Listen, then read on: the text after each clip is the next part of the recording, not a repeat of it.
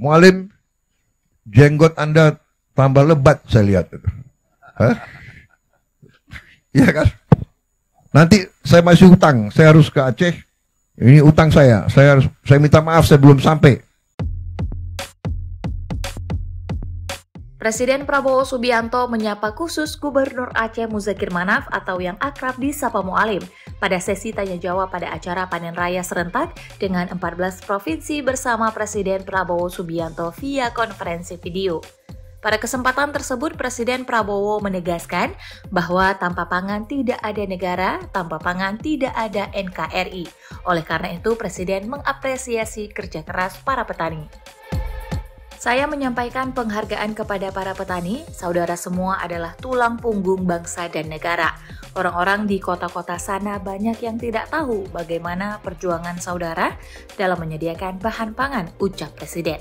Kesulitan saudara-saudara petani adalah kesulitan kita semua.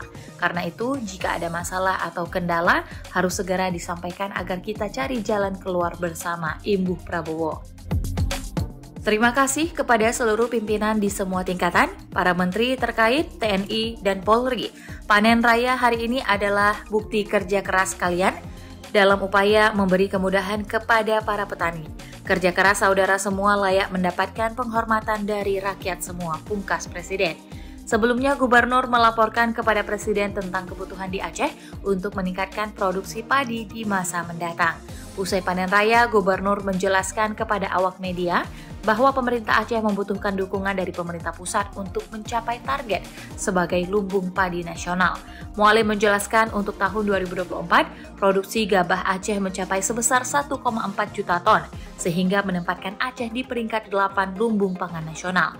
Dengan berbagai program yang telah dirumuskan di tahun 2025 ini, Aceh menargetkan produksi gabah sebesar 1,6 juta ton.